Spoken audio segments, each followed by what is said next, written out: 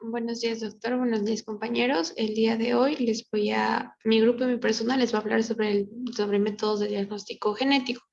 Mi grupo está conformado por Alcocer Nicole, Azurduy Beatriz, Bustamante Richard, Camacho Josmael, González José, León Allison, Mendoza Marioli, Ortuño Estefan, Sosa Valeria, Torrico Keila, Vázquez Ramiro y mi persona Luján Andrea. Bien, yo voy a empezar hablando sobre lo que va a ser el cribado.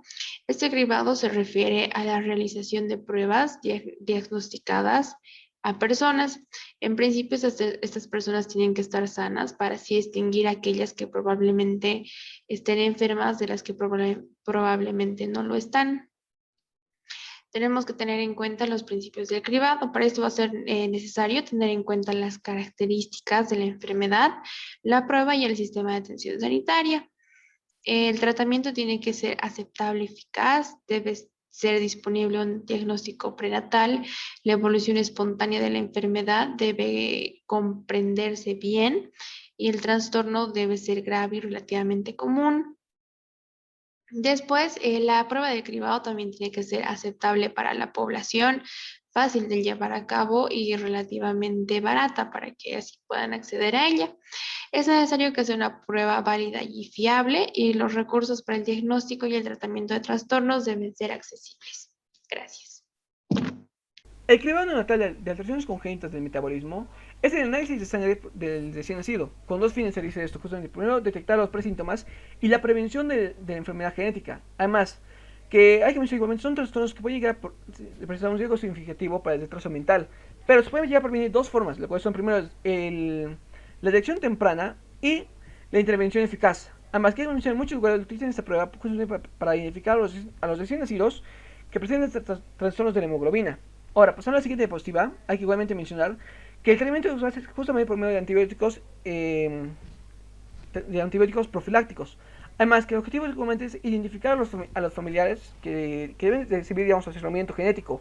Además, igualmente, que va a ser justamente una estrategia eficaz para trastornos que pueden ser tratados como puede ser la fenilcetonuria, el hipotiroidismo, la galactosemia y drepanocitosis. Muchas gracias.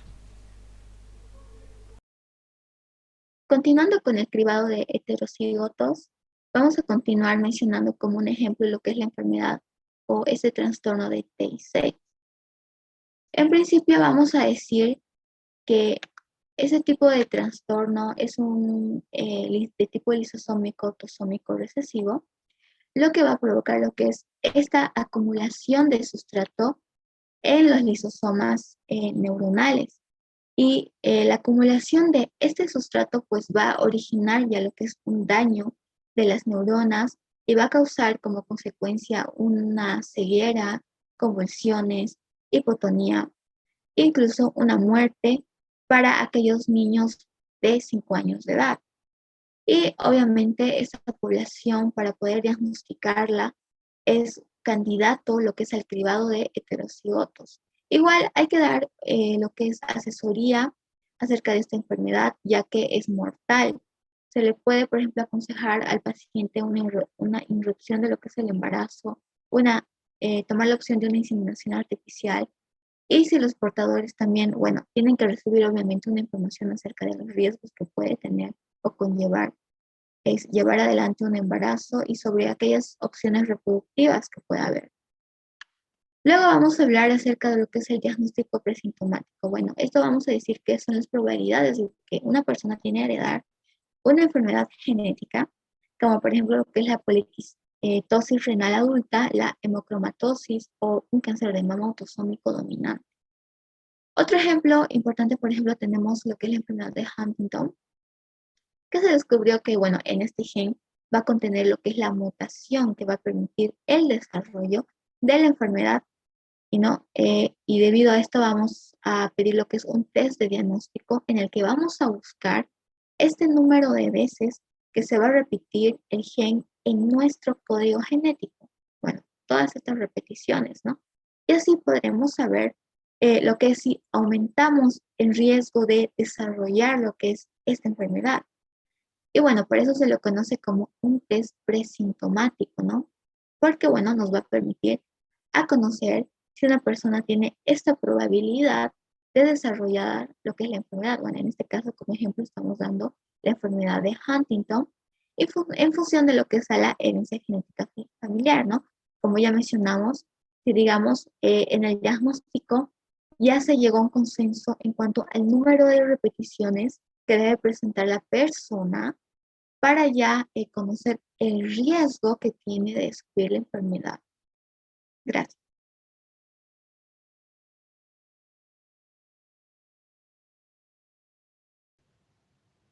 Bueno, continuando con el diagnóstico presintomático, este se refiere a todo tipo de métodos diagnósticos utilizados para detectar enfermedades sin que éstas presenten algún tipo de signo o síntoma, es decir, cuando una enfermedad todavía no se ha desarrollado patológicamente. Por ejemplo, en la poliquistosis renal aguda, un individuo hereda por parte de sus antecesores una mutación en un gen para producir la poliquistosis renal aguda. Esta poliquistosis no se desarrolla y se desarrolla progresivamente y estos pacientes necesitan ser sometidos a pruebas radiológicas, por ejemplo, pruebas imagenológicas como la radiografía, perdón, la ecografía, que nos va a permitir visualizar el riñón y delimitar qué tipo de afección puede tener y cuándo el riñón va a necesitar realizarse un trasplante, ¿no? Por parte de la hemocromatosis, esta enfermedad hace que el organismo absorba mucho hierro y no tenga cómo excretarlo, por ende se acumula el hierro. El hierro es necesario en el organismo, pero cuando se acumula resulta ser tóxico, ¿no? Esta hemocromatosis puede ser prevenida a través de un diagnóstico presintomático en el análisis de ADN de la persona para determinar si algún tipo de gen que controla el metabolismo del hierro está alterado. Por parte del cáncer de mama autosómico dominante, cualquier persona que tenga algún familiar de primer grado o que haya tenido algún cáncer previo, tiene que someterse a pruebas de ecografía de mama para detectar algún tipo de anormalidad, pero también esta persona puede detectarla a través de la autoexploración mamaria. ¿Cómo está? Buenos días, mi nombre es Alison Adriana y yo voy a continuar con la explicación. Vamos a hablar ahora sobre los instrumentos moleculares para lo que es la detección y el diagnóstico. En estos parámetros nosotros vamos a llegar a estudiar a lo que va a ser el ADN, el ARN y la proteína. Lo que es el ADN es el ácido desoxirribonucleico, que este es un ácido nucleico que va a contener toda la información genética hereditaria que nos sirve de manual de instrucción para desarrollarnos, poder vivir, reproducirnos. Este ADN se va a poder encontrar en lo que son el núcleo de las células, aunque también son parte de alguna localización en las mitocondrias. Ahí es donde los términos se puede dar como ADN mitocondrial o ADN nuclear. Este ADN nos va a servir como un ácido nucleico que va a estar compuesto por estructuras más simples.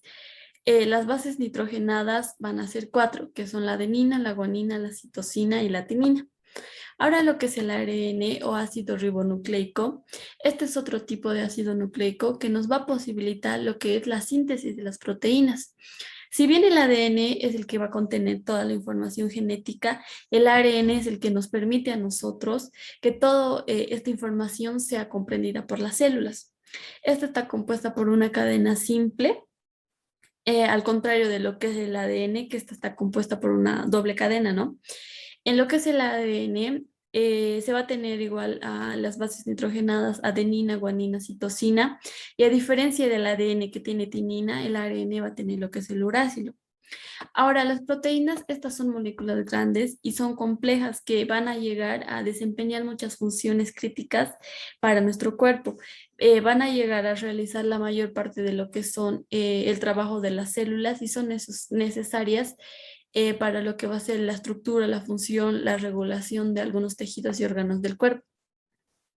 Estas proteínas están formadas por cientos o miles de unidades pequeñas llamadas aminoácidos que se van a unir entre sí en largas cadenas.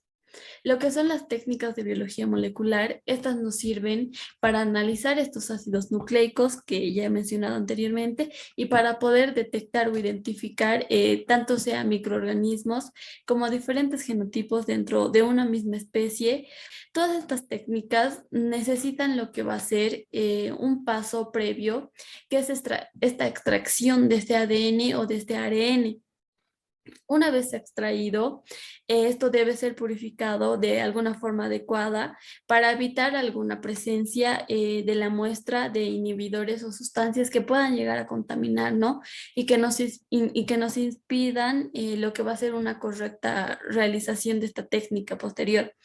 Lo que es la extracción del ADN o el ARN es el paso crucial en todo este proceso relacionado con lo que va a ser la biología molecular. Bien, ahora vamos a continuar con lo que es el análisis de ligando.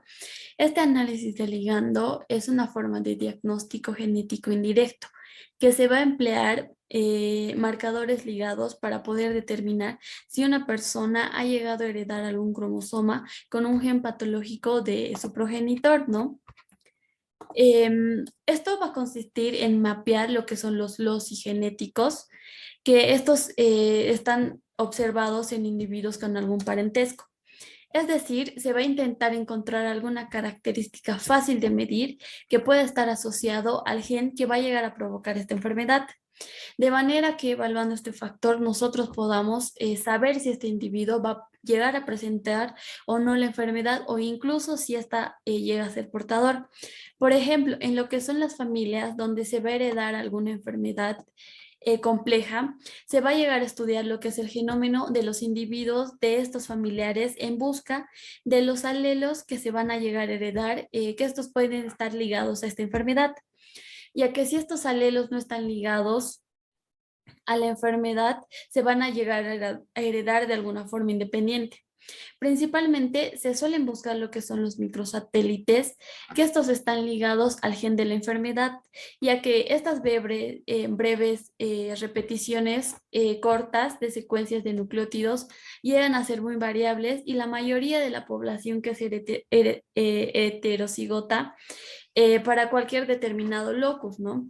Sin embargo, cada vez más se ha llegado a utilizar lo que son las SNP, las cuales estas son variaciones en un único nucleótido presentes en al menos 1% de la población. Estos SNP pueden estar o no en lo que van a ser la región codificante de este gen, siendo los que se van a encontrar en una proteína, pero todas estas pueden estar relacionadas con la enfermedad o no. Eso sería. Gracias. Yo le voy a presentar, doctor, el análisis directo de las mutaciones. Como objetivo, estos estudios tienen principalmente identificar o descartar la mutación patogénica de un determinado gen estudiando los nucleótidos. Para eso tenemos que saber el estudio de la secuencia de referencia. Y ese estudio directo va a necesitar dos grandes grupos para poder estudiarse, ¿no? Que sería la confirmación o exclusión de una variante de secuencia conocida como el genotipado, o también el análisis completo de una secuencia codificadora o el cribado mutacional. Uno de los análisis directos muy conocidos son las sondas de oligonucleótidos con especificidad de alelo, que usan al PCR para amplificar el estudio. Por ejemplo, podemos mencionar al HLA, un tipaje de especificidades, y al gen de QDB, que podemos amplificarlo específicamente con el PCR, con el fin de colocar cebadores en una región conservadora y poder identificar todos los alelos y la amplificación de estos para reconocer una mutación. Otros métodos de diagnóstico directo.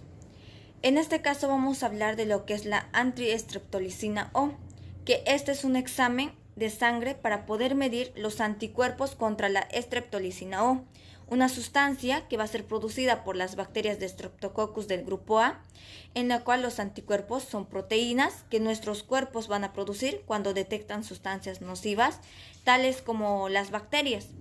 Si hablamos de las micromatrices, podemos mencionar que las micromatrices de ADN son una de las tecnologías más recientes para el estudio de la expresión global en genes o de genes.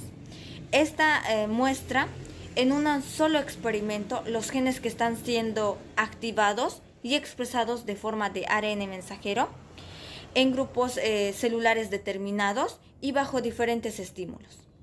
Hablando acerca de la espectrometría de masas, vamos a mencionar que esta es una técnica microanalítica que es usada para poder identificar compuestos desconocidos, cuantificar compuestos desconocidos y para elucidar la estructura y las propiedades químicas de las moléculas.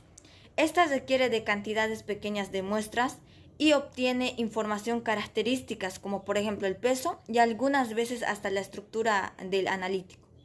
Hablando finalmente acerca de la espectrometría de masas en tándem, vamos a mencionar que esta va a ofrecer una tecnología de análisis múltiple para la detección de trastornos que son característicos por la presencia de concentraciones anormales de metabolitos que son asociados con deterioro neurológico.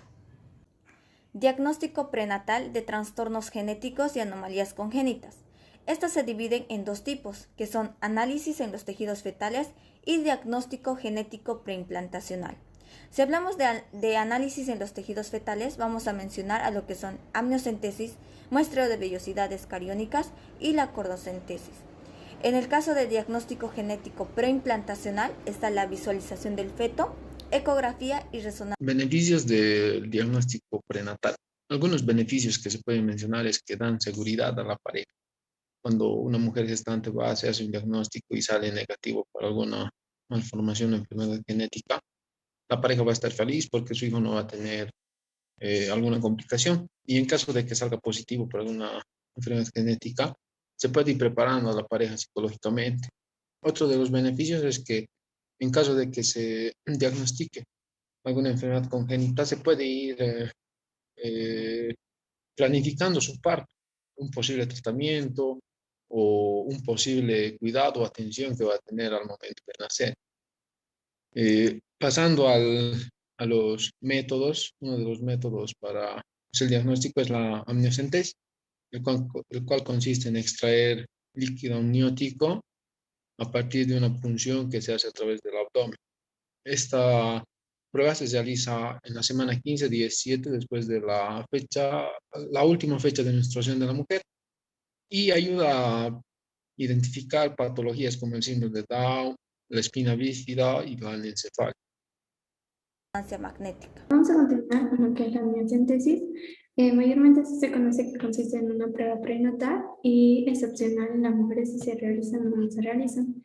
Mayormente esa prueba sí o sí se debe realizar en mujeres mayores de edad en el momento del embarazo, ya que la probabilidad de que un trastorno genético afecte el embarazo aumenta según la edad de la madre. Otro de los motivos por el cual se debe realizar esta prueba es si esa persona tiene antecedentes familiares, un trastorno que puede ser detectado mediante la amniocentesis. Mayormente este es un procedimiento diagnóstico que se realiza mediante la inserción de una aguja hueca a través de la pared abdominal dentro del útero, lo cual eso nos permite extraer una pequeña cantidad de líquido del saco que rodea al feto.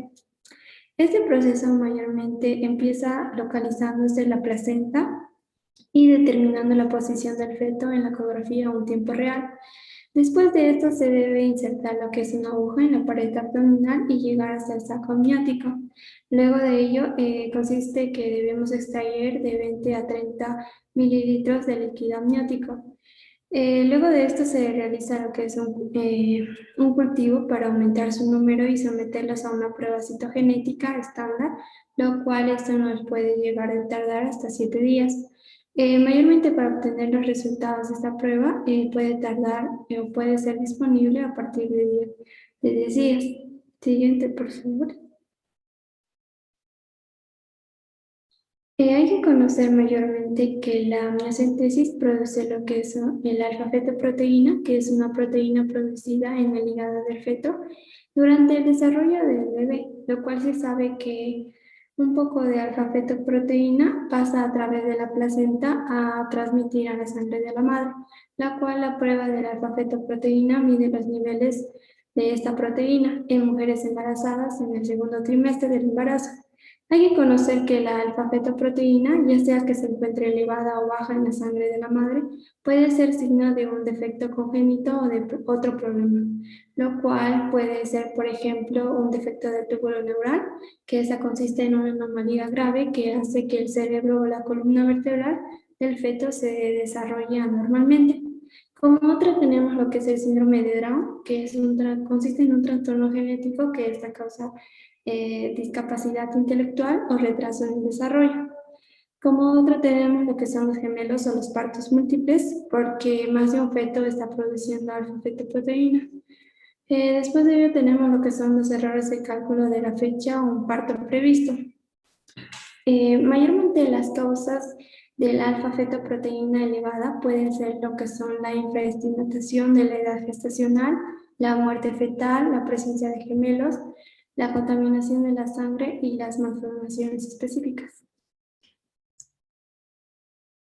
Acerca de los riesgos, vamos a ver que se va a producir una pérdida de líquido amniótico. Esto es cuando este líquido se filtra a través de lo que es en la vagina, pero se suele calmar al cabo de una semana y se puede seguir con el embarazo. También vamos a ver que se produce un aborto espontáneo. Esto en el segundo trimestre del embarazo está en pequeñas posibilidades, pero suele ir aumentando en lo que es si se hace este procedimiento antes de las 15 semanas. También se produce lo que es una lesión causada por la aguja. Esto pasa rara vez. Esto pasa cuando el bebé suele llegar a mover un brazo o una pierna, pero estas lesiones no suelen ser graves. También se produce una sensibilización al factor RH. Aquí es cuando la sangre del bebé pasa al torrente sanguíneo de la madre y es aquí donde se llega a formar lo que son los anticuerpos. Pero antes de que llegue a ocurrir esto, vamos a dar un inyectable a la madre que va a ser de inmunoglobulina RH, el cual evita que estos anticuerpos ataquen a lo que va a ser al bebé en el transcurso del embarazo. Muchas gracias. Muestreo de vellosidad coriónica. Se dice que está bien hacer una prueba prenatal que va a involucrar lo que es la toma de una muestra de tejido de placenta. Esto se hace para poder examinar anormalidades cromosómicas y ciertos problemas genéticos. Tomamos en cuenta que la placenta es una estructura en el útero que va a proporcionar sangre y nutrientes de la madre al feto. Se dice que las vellosidades coriónicas van a ser proyecciones minúsculas del tejido de la placenta que se van a ver como dedos, y las mismas también contienen el mismo material genético que el feto. La prueba viene también estando disponible para otros defectos y trastornos genéticos según el historial familiar, y también la disponibilidad de pruebas de laboratorio en el momento del procedimiento. Esta prueba se realiza generalmente entre la semana 10 y 12 del embarazo.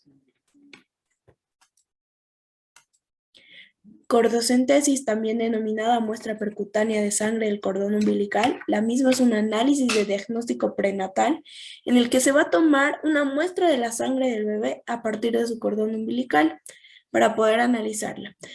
Por lo general, la cordocentesis se realiza después de la semana 18 del embarazo y puede utilizarse para detectar ciertos trastornos genéticos, enfermedades sanguíneas e infecciones. La cordocentesis también se puede emplear para suministrar sangre o medicamentos a un bebé a través del cordón umbilical. Ecografía. La ecografía es una prueba de diagnóstico por imágenes. Esta también se puede llamar como ultrasonografía o sonografía, ya que hace uso de ondas altas de sonido para poder generarnos una imagen y así mostrarnos, por ejemplo, los órganos internos o alguna fractura. Esta tiene una división de una ecografía clínica y la ecografía en el embarazo. Dentro de la ecografía clínica es aquella que nos puede indicar alguna fractura, el tamaño y demás. También nos puede indicar la presencia de algún cáncer, hacia dónde está metastatizando y qué tan grave puede ser esto. Pero en la ecografía en el embarazo, esta nos ayuda a poder estudiar y ver al feto, ¿no? Nos puede ayudar a ver si está en una buena posición, si se está desarrollando correctamente o si tiene alguna afección que pueda afectarlo. Bien, ahora tenemos la prueba de cribado del suero materno en el primer y segundo trimestre. Esta prueba de cribado es una prueba donde se analizan la sangre y se realiza una ecografía. Dentro del análisis de sangre se buscan dos proteínas. Este cribado no se puede considerar un diagnóstico, ya que nos puede generar falsos positivos y falsos negativos. Es decir, nos puede indicar que el niño está completamente sano, pero sin embargo tiene alguna afección que pueda afectarlo de por vida. O también puede darnos un falso negativo, un falso positivo, que puede ser que el niño sea de positivo a sufrir de alguna afección muy grave, pero sin embargo el feto puede estar sano. Por eso siempre se deben realizar muchas más pruebas para poder verificar que sea cierto esto y no solo quedarnos con esta respuesta. Esta prueba de cribado nos puede ayudar a no diagnosticar, sino nos puede enseñar si el feto se está desarrollando de manera correcta o tiene alguna afección que lo afecte, como puede ser un defecto congénito, como defectos cardíacos o un defecto del tubo neural. También nos puede ayudar con defectos genéticos o sí genéticos, como el síndrome de Down o el síndrome de Edwards. Siguiente diapositiva, por favor.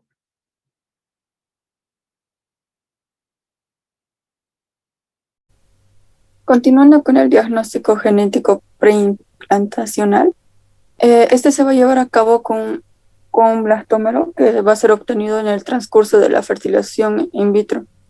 Este diagnóstico se inicia 3 días después de la fertilización, cuando el embrión contiene de 6 a 8 células. Con este método es posible extraer con seguridad uno de 2 blastómeros del embrión. Si el embrión del que se ha obtenido el blastómero es morfológicamente normal y no se detectan mutaciones causantes de alguna enfermedad ni aneuploidía, este se va a implantar normalmente al útero.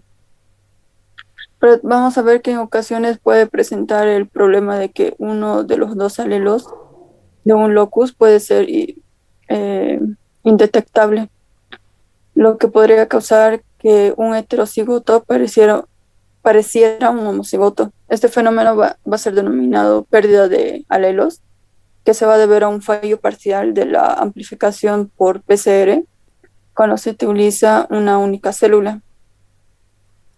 El diagnóstico genético preimplantacional también puede llevarse a cabo en la fase blastocítica de 100 células, que al 5.º día con células del trofoectodermo del blastocisto. Este va a tener la ventaja de que se analiza un mayor número de células, lo cual va a ayudar a evitar la pérdida de los alelos. Pero también va a tener un inconveniente que se diagnostica el tejido extraembrionario en lugar del embrión en sí. Esta técnica además va a ser un desafío debido a la franja limitada de tiempo disponible para completar el diagnóstico. Hablando un poco sobre el diagnóstico del corpúsculo polar, este va a consistir en el examen de primer y segundo corpúsculo polar que se produce junto al óvulo. En seña del corpúsculo polar se va a analizar al fin para determinar si contienen mutaciones causantes de la enfermedad. Este es especialmente útil para saber si la madre está en riesgo de transmitir alguna enfermedad. Además, este va a ser utilizado sobre todo cuando las parejas que han recurrido a la fertilización in vitro y desean detectar los trastornos genéticos diagnosticables. Gracias.